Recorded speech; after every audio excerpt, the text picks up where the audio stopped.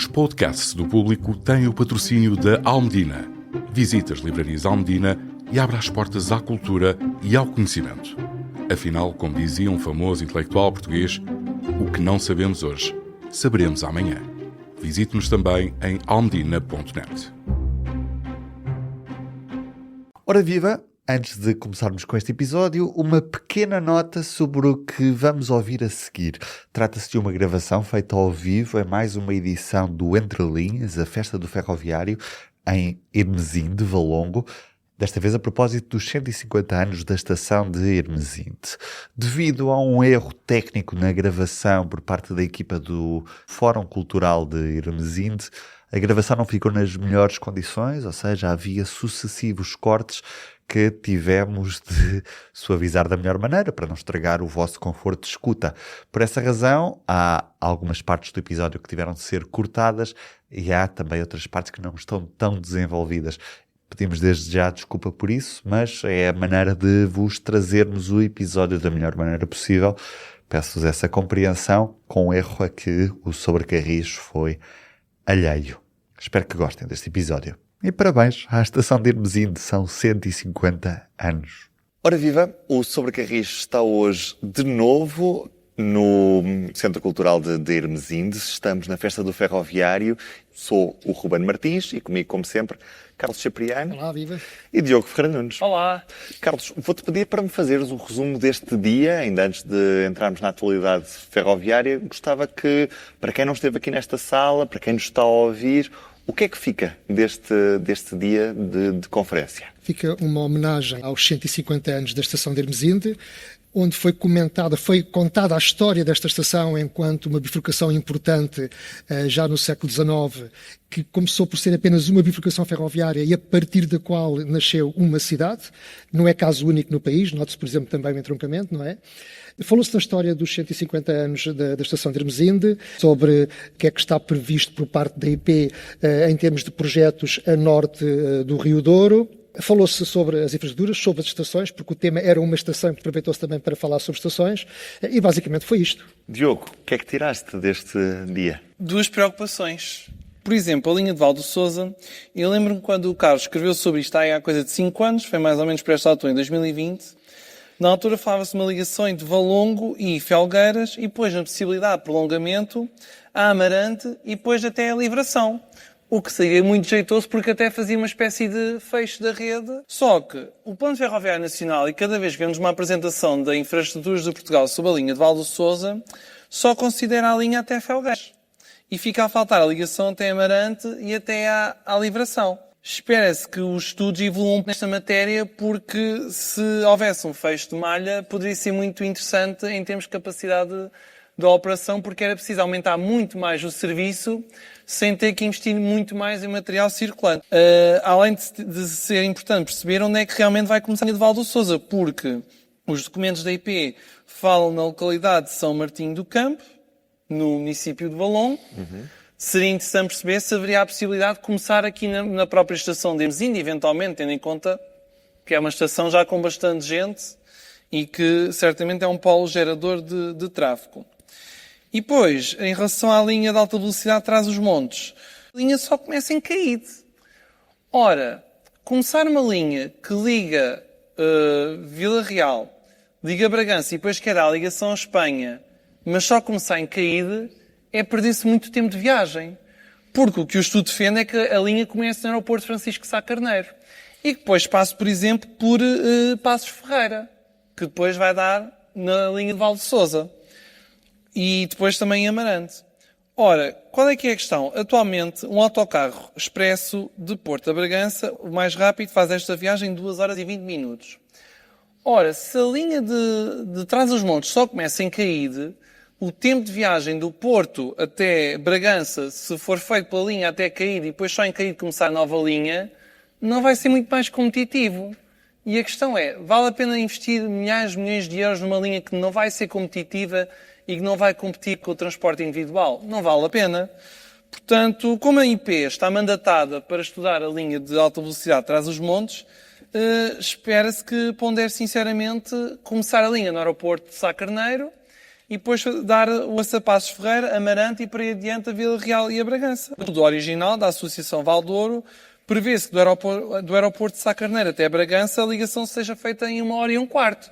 Muito mais competitivo que o transporte individual, muito mais competitivo que o autocarro expresso. Porque é isto que vai trazer as pessoas para o transporte coletivo, não é apenas preços baixos. É ligações competitivas, com frequência e com reduzido tempo de viagem mais competitivo, não só com o autocarro, mas também com o transporte individual. Isto é um daqueles exemplos onde se pode matar um bom projeto quando se procura arranjar um meio termo. Ou seja, um projeto que prevê uma linha direta do aeroporto de Sá Carneiro para Vila Real Bragança com ligação à Espanha, se ele só começa em Caíde e só do Porto a Caíde demora-se praticamente quase 1 hora, então isso é matar quase o projeto. E isto é um erro quando se vai procurar a filosofia do pouquinho, ou seja, do arranjar um meio termo para embaraçar um projeto e acabando-se assim por destruí-lo. E custa a pensar que o governo que atualmente está em gestão, diz o governo que está atualmente em gestão, aprovou um plano ferroviário nacional que é exatamente o mesmo documento, podem comparar perfeitamente um documento de 2022, final de 2022, com o documento que foi aprovado em Conselho de Ministros em março deste ano, é exatamente igual. Mas não devia ser assim, Diogo, tendo em conta o debate público que aconteceu nos últimos anos em torno deste documento. A questão devia ter evoluído. Todo novo. Onde é que para o fazedor, o concretizador? Aparentemente, um plano ferroviário nacional que ficou exatamente na mesma, sem grande evolução, parece um pouco chinho, como disse o Carlos.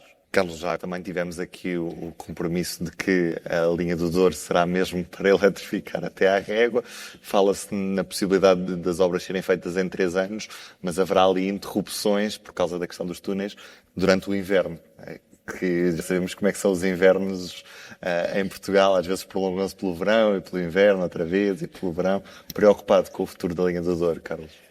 Sim, preocupado porque o histórico diz-nos que sempre que se for uma linha neste país para fazer obras, esse prazo nunca é cumprido e arrasta-se por vezes quase indefinidamente, como é o caso, por exemplo, da Beira Alta, não é? Queres repetir esse exemplo? O que é que se está a passar na Beira Alta? Já o Ministro diz que a obra está concluída. O Ministro, no dia 31 de março, depois de ser, nos meses anteriores, confrontado com os problemas que tiveram os seus antecessores, com as promessas da IP para a reabertura da linha, em que todos falharam e todos, basicamente, foram enganados pela IP com as datas de reabertura da linha da Beira Alta, Miguel Pinto Luz disse que ia ser testado, mas que estava preparado para isso e comprometeu-se a que as obras acabavam no dia 31 de março. E no dia 31 de março foi declarar, perante as câmaras de televisão, ele é que declarou que as obras tinham acabado independentemente da realidade. Bom, eu penso que Miguel Pinto Luz, neste particular, e só neste particular, é um bocadinho trompista. Porque o Trump tem uma tática que é atacar, negar tudo e depois nunca admitir derrota e declarar sempre vitória. E foi o que Miguel Pinto Luz fez neste caso concreto da Beira Alta. Negou basicamente tudo em relação a que as obras iriam continuar para além do dia 31 de março e acabou por declarar a vitória dizendo que eu cumpri, as obras acabaram. Não, Sr. Ministro, não acabaram, basta passar pela linha da Beira Alta e ver a quantidade de máquinas. SIC fez uma reportagem sobre isso, com imagens, basta passar por lá e ver a quantidade de máquinas que lá estão a trabalhar. Os empreiteiros têm lá praticamente o seu equipamento todo e, portanto, as obras continuaram para além do dia 31 de março e não foram só as obras de eletrificação, foram também obras de construção civil. Além do mais, esta história de que agora a IP vir desresponsabilizar-se dizendo, bom, nós acabámos a obra, a partir de agora é papéis, é a certificação, são os processos. Também não é bem verdade, porque a IP está envolvida também nesse processo. Não pode responsabilizar-se disso. Aliás, basta olhar para os cronogramas do Ferrovia 2020 e em todos os empreendimentos há uma cor azul que diz que é o tempo que demora a obra e depois há mais um trimestre com uma cor a vermelho que diz que é certificação e homologação, assumido pela própria IP. Agora, a nova moda é dizer que a IP se desresponsabiliza, que a partir de agora serão outras entidades e porque nós já acabamos aqui o nosso trabalho. Na Beira Alta não acabou, a prova é que continuam ainda os trabalhos para a eletrificação, estão ainda a acabar obras de construção civil e ainda há muito para fazer também em termos imateriais dos processos de certificação e homologação. Tendo em conta que está também a ser construída uma bifurcação na Pampilhosa que permite comboios diretos da Guarda para o Porto, também não era mau a CP estar preparada para fazer intercidades diretos entre Lisboa e Porto, passando pelas Beiras. Mas não é isso que consta para já. Não, para já o que consta é um estudo que a CP adjudicou a uma consultora para estudar exatamente essa oferta e consta lá de facto, para além daquelas ligações de que já falámos, por exemplo, entre Valença do Minho e o Algarve, ou até entre a Galiza e o Algarve, está também previsto esse estudo, portanto, estudar-se a possibilidade de se fazer ligações Porto-Lisboa via Beira Alta, via Beira Baixa, e inclusivamente ligações circulares Lisboa a Lisboa via Beira Baixa e Beira Alta. Mas como disse, eu aqui, aplaudo que a CP, no mínimo, tenha mandado estudar essas ligações e espero que saia daí alguma coisa de positivo. Para alguma coisa tem que se fazer essa concordância, não é? Tem que servir para algo. Por exemplo, estou agora a recordar-me, assim, já há vários anos, um famoso estudo feito por uma consultora suíça que vinha fazer uma revolução nos horários dos comboios em Portugal. Por acaso era um estudo bastante bom, basta dizer que, por exemplo, punha a linha do Oeste considerada como um bypass à linha do Norte e, portanto, tinha ligações Porto-Lisboa pelo Oeste e pelo Norte. E, no entanto, esse estudo ficou sempre na gaveta e nunca foi aproveitado e, neste momento, a CP tem os seus horários basicamente inalterados desde há décadas. Sim, é uma filosofia de itinerários, portanto, origens-destino com linhas e não uma filosofia de rede com comboios a ir, que é o que se pretende de todo o lado para todo o lado. Diogo, alguma coisa a acrescentar sobre a linha da Beira Alta? Não, a realidade fala por si, não há nada a acrescentar. A realidade mostra-nos também que nos últimos 3 dias não existiram comboios da CP na rede ferroviária nacional, isto por causa de uma greve que está no seu 3º dia, no dia em que estamos a gravar, esta sexta-feira, e que já está também a resultar num confronto entre PS e a coligação AD na campanha eleitoral sobre as responsabilidades desta greve. Mas isto vem, Diogo, mostrar mais uma vez a falta de autonomia da CP e os problemas que isto acarreta. E a falta de vontade também dos sucessivos governos resolverem esta questão.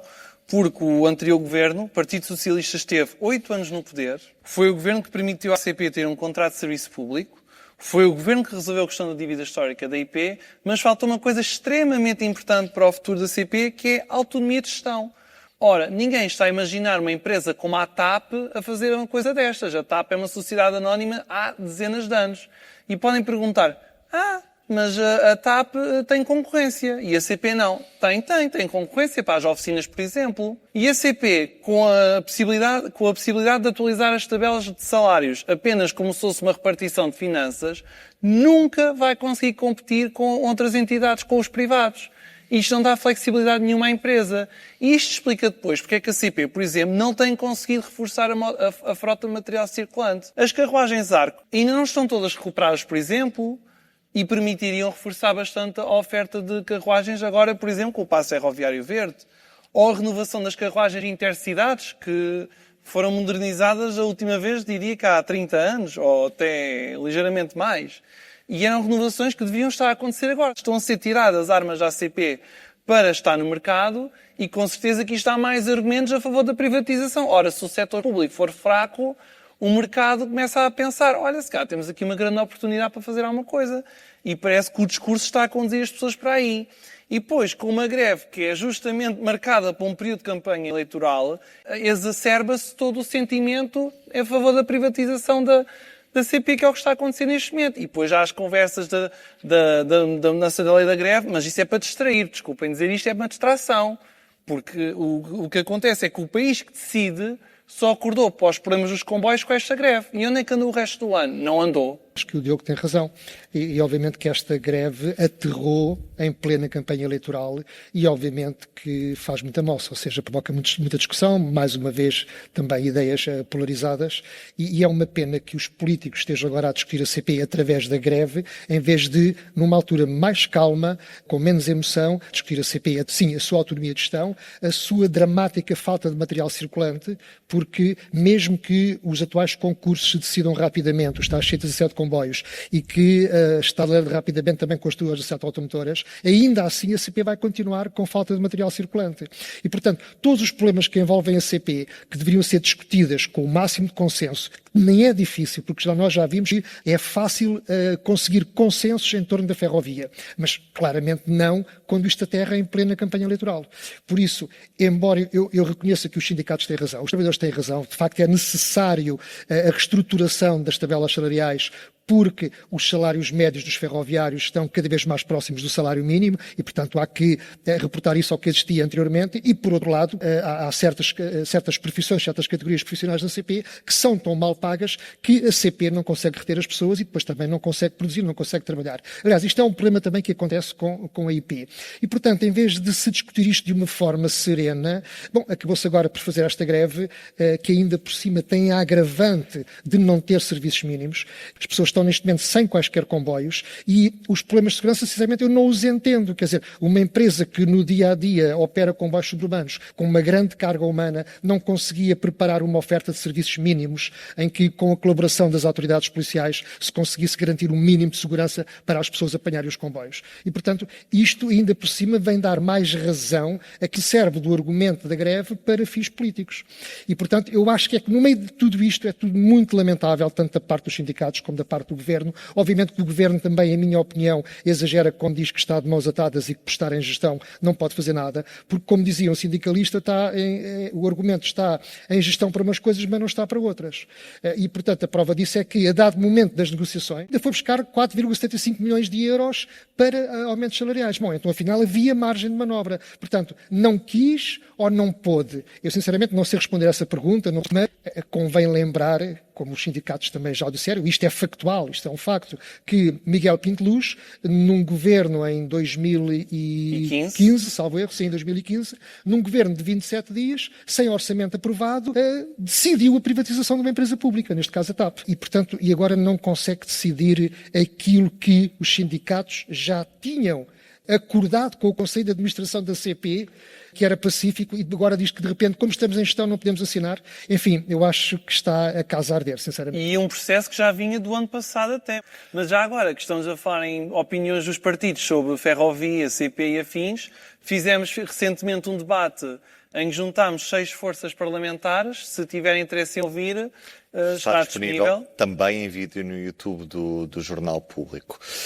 Ainda antes de respondermos às vossas questões, deixem-me perguntar, Carlos Cipriano, porque aqui no país vizinho, também hoje falamos bastante de Espanha, aqui no país vizinho olharam para nós com alguma admiração e também, diria, com alguma inveja, porque temos multas cá em Portugal por existirem pessoas que, por exemplo, andam a ver vídeos em alta voz nos comboios ou a atender videochamadas nos comboios, já estão a... Ou a falar muito alto ao telemóvel, num espaço fechado. Isto é mesmo verdade? Penso que é verdade, porque quem o diz é uma entidade respeitável, que é a AMT, portanto, a Autoridade de Mobilidade e dos Transportes, que é o regulador, e infelizmente a AMT não foi além desta informação e não precisou mais acerca disto, não deu mais pormenores, mas se o diz é porque é verdade. E é verdade também, toda a gente compreende isso, que hoje em dia está na moda, em vez de falar no telemóvel assim, bem, eu estou no auditório, os nossos ouvintes não nos estão a ver, mas eu estou a pôr neste momento o telemóvel na orelha, que era como várias gerações de pessoas que usam telemóveis se habituaram a falar, para agora há um novo paradigma que é falar assim, com o telemóvel em alta voz, quando não é falar assim em videoconferência, olhar para o telemóvel e com as pessoas à volta, não só a ouvirem a conversa, mas também a verem a pessoa com quem está a falar. E para não falar também das pessoas que fazem scroll no telemóvel, veem vídeos, ouvem música, com total desrespeito pelos outros passageiros. Em 2016, se não estou em erro, escreveste sobre esse assunto, sobre as chamadas muito altas que impediam as pessoas de trabalhar, por exemplo, acho que foi mais ou menos isto que tu disseste, e na altura a CP parecia que estava nem aí. Sim, a CP respondeu que ponderava ter carruagens de silêncio, tal como acontece neste momento em França, Espanha, Alemanha, que as pessoas, quando reservam um comboio de longo curso, podem optar por carruagem em que há o compromisso de não falar ao telemóvel, mas em contrapartida tem a garantia de que há silêncio e pode trabalhar descansado, ou dormir, ou ler, ou isso.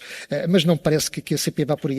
Penso que foi apenas uma resposta politicamente correta. Nuno Santos pergunta, deixa-me perguntar ao Diogo, porquê é que o Tribunal decretou serviços mínimos de 15% quando este valor, afinal, até coloca em causa a segurança dos passageiros? Se calhar houve alguma pressão pública, porque na greve de 7 a 9 de maio foi a própria CP que achou que não havia condições. Aliás, os 3 árbitros, um árbitro presidente, um representante dos sindicatos e um representante da empresa, foram os 3 unânimes em achar que não vale a pena serviços mínimos porque não há condições de segurança.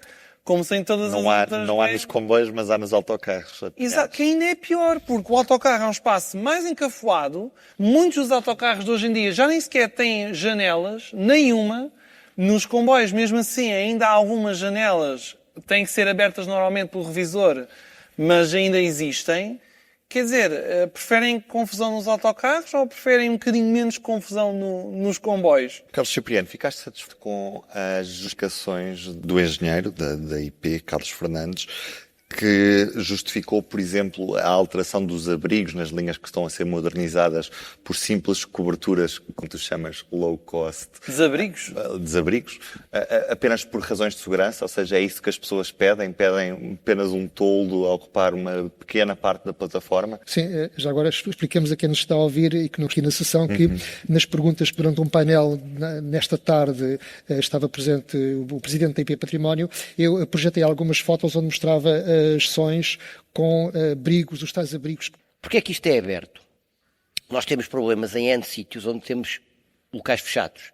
São locais onde as pessoas cocam, consumem droga, onde há problemas de segurança, etc. Toda a gente nos pede para ter espaços abertos. Espaços abertos. As pessoas, quando vão, querem um sítio aberto, onde se possam sentar e ver se não está lá ninguém, se não vem ninguém. Isso é um pedido. E, portanto, o que estão lá são instalações desse género, que visam a segurança e que estão em muitos outros sítios, e é o que se faz. Bem, eu penso que isso é uma desculpa, pode ter o seu fundo de verdade, mas que também, ao mesmo tempo, também corresponde com aquilo que é sempre a solução mais barata e, na minha opinião, a solução que oferece menos conforto às pessoas nas estações de caminho de ferro. Porque até agora, antes da modernização que está a ser feita nas linhas férreas, as estações típicas portuguesas tinham o edifício de passageiros, têm a marquise, têm a sala de espera, têm bancos da própria marquise, onde as pessoas com algum conforto podem esperar pelo comboio e têm também as salas de espera. E com estas modernizações que a IP está a fazer, o que é que faz? Além de fechar as estações que, obviamente, e compreende-se, estamos de acordo, não necessitam de ser guarnecidas pelo pessoal da IP, porque depois passa a ser tudo feito eletronicamente, informaticamente, a partir dos CCOs, mas a verdade é que nessas estações alteiam as plataformas fora do edifício de passageiros principal, portanto, deslocalizam o local onde os comboios param e a estação dos comboios típica de uma vila, de uma cidade, acaba por perder centralidade, fica num canto da estação e as pessoas são, digamos que, convidadas a sentarem-se nos abrigos minúsculos que claramente parecem passagens de autocarro. Ou seja, eu penso que os projetistas aqui não souberam tirar partido do potencial das estações de caminho de ferro, que ainda por cima são bonitas, que têm salas que não só não as aproveitam, como as relegam para segundo plano e apresentam como solução atitudes que eu considero, enfim, quer dizer, acho que não faz sentido nenhum paragens de autocarro, isto ainda por cima para uma população que está a envelhecer e que não estão abrigadas nem da chuva nem do frio. Portanto, claramente não concordo com a resposta e continuo a pensar que isso não é uma solução e que a empresa deve arrepiar caminho e tirar partido das estações e ter salas de espera para proporcionar conforto aos clientes da ferrovia. A solução que é transparência. Transparência nos espaços. Porque, por exemplo, em Campanhã há aquela zona que faz uma espécie de corta-vento. Aquilo é tudo transparente e abriga suficientemente as pessoas. Só não tem uma cobertura por cima porque é debaixo da cobertura da estação. Mas em locais onde não há edifício de passageiros, com certeza que se consegue encontrar soluções perfeitamente transparentes e que abrigam as pessoas da chuva, do sol ardente no verão. Não me venham dizer que não há soluções porque há e não são assim tão caras. Carlos Fernandes também justificou o tamanho reduzido das plataformas face às necessidades atuais da CP. Não há nenhum investimento, não há nenhum projeto de infraestrutura que não... Primeiro, como é que o projeto é contratado? Nós recolhemos toda a informação interna na casa, na manutenção, no asset management, toda a gente contribui para aquilo que é necessário, o património, para o projeto, tudo, toda a gente contribui. Depois vamos aos operadores, vamos à CP, vamos à MED, vamos à TK, à TACAR, e toda a gente nos contribui com... Não há nenhuma plataforma que tenha sido dimensionada, e volto a dizer desde 2016, e eu presumo, não foi por mim, porque as coisas aconteceram da mesma maneira, que não se fizessem sem a CP participar. E, portanto, mas às vezes em 2012 há uma ideia de serviço que depois em 2020, e eu assisti isso para a linha do Minho, há uma mudança normal. E a CP diz, olha, nós agora precisávamos, em vez das automotoras, é locomotiva e carruagem. E são 6 carruagens, não cabem. Só que enquanto que a CP é obviamente muito mais flexível, e tem que ser, eu tenho umas automotoras e depois no dia seguinte posso ter. Isto é um programa que demora 8 anos. Eu recolhi esta informação, contratei um projeto, fiz a obra. Isto posso dizer que aconteceu em vários empreendimentos que eu acompanhei. Ou seja, há uma alteração do figurino do serviço, por exemplo, no Oeste. Ou, por exemplo, na Beiralto. Passo Verde. Olha, nós agora temos um Passo Verde, em vez de 6 carruagens, se calhar é melhor 8. Só que a obra já está a correr e o projeto há 7 anos. E, portanto, nós não podemos ir lá e dizer assim, olha, onde está uma empreitada contratada com 200 metros de plataforma, dava jeito de 250. Sim, está bem. No próximo investimento, vamos contratar um novo projeto. O que estamos a fazer no Algarve? O que estamos a fazer no Algarve é, de Faro a Vila Real de Santo António, estamos a aumentá-las em termos de altura onde é possível. Mas nem sempre é possível, porque se eu tenho uma obra de arte à frente, se eu tenho um sinal, se eu tenho... Às vezes não é possível aumentar essa plataforma. E o que temos muitas vezes, e a linha do Minho mais uma vez, o ideal são 250. Mas se pôs 250, eu só depois em metade das plataformas é que eu tenho 250, se calhar mais vale ter 200, porque eu não posso ter umas a 200 ou a 250. Portanto, mas mais uma vez, e voltando ao início, todas as nossas intervenções são articuladas, quer internamente como externamente, e acredito e é normal que isto aconteça. Mas do ponto de vista de um gestor de infraestrutura, isto tem um timing Seria complicado. interessante ter aqui, de facto, a posição do operador, mas está Não, ausente. o operador não só confirma, como aliás eu tive disponibilidade de lhe explicar, e o operador faz bem o seu trabalho. Agora, as coisas são mais voláteis do ponto de vista da operação, e podem ser, porque é mais fácil ter um serviço e mudar o serviço. De facto, há muita burocracia. O engenheiro Carlos Fernandes falou da questão do corte de sobreiros, que pode levar um ano, porque é preciso um plano para a relocalização, entre outras coisas. É um facto. Aí tem razão, são processos burocráticos, mas também se podem colocar soluções provisórias, porque o engenheiro Carlos Fernandes deu o exemplo do apiadeiro agora do Hospital de São João, que em vez de uma plataforma provisória foi construída uma plataforma definitiva em pouco mais de 6 meses, 7 meses, se bem me lembro do que disse. Mas é assim, se achar que a plataforma é curta, até lá pode-se colocar mais adiante uma solução provisória. Nada o impede. E depois, se a coisa continuar a correr bem, aí se pode evoluir para uma solução mais definitiva. Mas por isso é que há as plataformas provisórias, que é para ver como é que as coisas correm. Até porque o Passo Ferroviário Verde tem trazido novos passageiros, tem sido, de certa maneira, um sucesso. Vamos ver como é que será o verão agora. Vamos ver como é que será o verão, porque já sabemos que, em particular aos domingos, tem sido difícil encontrar... E sextas-feiras à tarde. E sextas-feiras também, mas em particular aos domingos tem sido difícil encontrar bilhetes. Em relação a com plataformas, eu compreendo o que foi dito, é factual, portanto é uma justificação, foi o nosso cliente CP, diz a IP, dada altura só nos pedia plataformas com 150 metros. Porquê? Porque isto reporta-nos a uma CP de má memória, de há uns anos atrás, a uma CP minimalista que pensava que se resolvia tudo com o UTS e estava feito, e portanto não havia ambição maior para a CP. Felizmente essa ambição passou a existir, infelizmente não concretizada, e portanto eu compreendo que o gestor da infraestrutura fique baralhado e confrontado quando dizem que queremos agora 150 metros e depois de repente dizem que queremos mais metros. Mas o que não vence aqui é a incapacidade depois de responder a isso. Porque reparem, estamos a falar de prolongar plataformas. Estamos a falar de trabalho que não requer engenharia especializada. Estamos a falar de trabalho que qualquer Câmara Municipal com os seus funcionários pode fazer inclusivamente. E a própria IP já fez aqui na linha do exatamente, norte. provou que é fácil fazer. Na Granja. Reparem numa coisa, não estamos a falar aqui de engenharia tecnologicamente avançada, não. Mais ainda, também não se compreende como é que na Beira Alta a IP resolveu inclusivamente cortar plataforma onde elas já existiam. Quanto é que custa manter uma plataforma? Quer dizer, qual é o problema de estar ali a plataforma? Porquê é que é necessário cortá-la? E, portanto, porquê é que o gestor da infraestrutura, independentemente daquilo que o operador em determinado momento pede, porquê é que não tem uma visão mais de futuro, mais perspectiva e diz, não, isto é uma coisa tão barata, portanto, vamos lá pôr aqui as plataformas um bocadinho maiores, porque nem que seja para que 2 ou 3 vezes por ano haja um comboio especial que sirva àquela estação onde haja centenas de passageiros, que atualmente só há dezenas, mas nem que seja para isso, já justifica no investimento de milhões prolongar um bocadinho as plataformas. Repito, estamos a falar de coisas muito baratas. Acho que isto era basicamente uma questão de bom senso. Está feito o Sobrecarris a partir de Hermesinde. Um obrigado à Câmara de Valongo por nos ter recebido. Estamos cá desde o início, portanto já estamos a ficar velhos. O Sobrecarris... Quarta edição. É verdade, é verdade. Quarta edição. O Sobrecarris também já faz 5 anos neste mês de setembro. A estação de Hermesinde faz 150. Havemos lá chegar, camaradas. Havemos lá chegar. Eu sou o Ruben Martins, Diogo Ferreira Nunes, Carlos Cipriano. É sempre um prazer ter-vos connosco. Obrigado a todos. Até à próxima. Até à próxima. Para não perder os novos episódios, subscreva este podcast do Público na sua aplicação preferida. Para além deste programa, há mais para descobrir em público.pt/podcasts. O Público fica no ouvido.